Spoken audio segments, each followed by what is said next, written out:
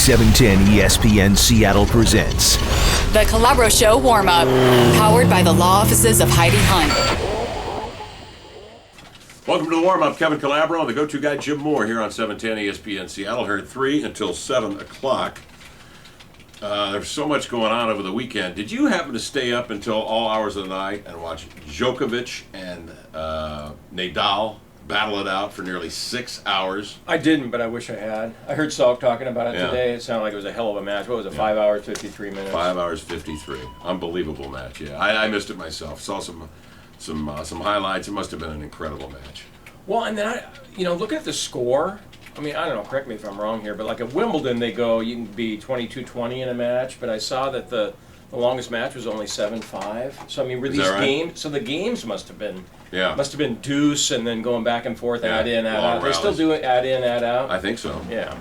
So, I don't know, I've lost my interest in tennis, but something like this is going to make me maybe consider Djokovic again. Yeah, get right back into it. He's just dominated Nadal as well as over the last couple of years. A truly great match.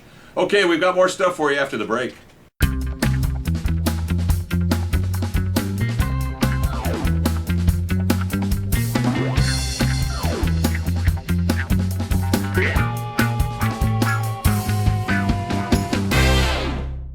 Welcome back. The go-to guy, Kevin Calabro, here on 710 ESPN Seattle. Some interesting college hoops over the weekend. That Washington-Arizona game is a game that I covered. I was there in the desert, Washington State and Arizona.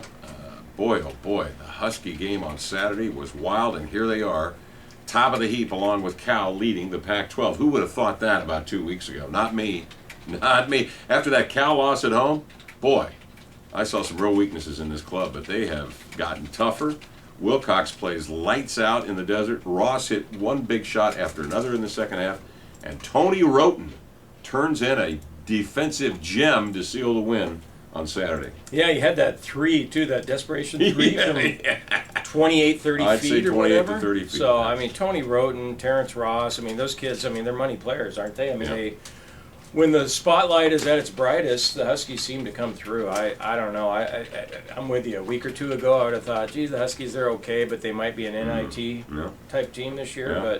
But now you have to think of them as probably going to, I don't know, are they better than Cal now? We won't know because, of course, they don't go down to Northern California, so that's kind of the predicament the Huskies are in. They're going to have to hope for some help from some other squads, just like Washington State gave them a big boost with that win there in Pullman last weekend, or 2 weekends ago. But they've got to just take care of their own business. They have 2 winnable games this week against UCLA and against USC, and they've taken a one game at a time approach, certainly, when it comes to the health of Wilcox, but him playing as many minutes as he did and being as effective as he was on Saturday certainly is huge for Washington because that opens up all kinds of opportunities for Roten to drive, Ross to shoot, Ross to put it on the deck and go.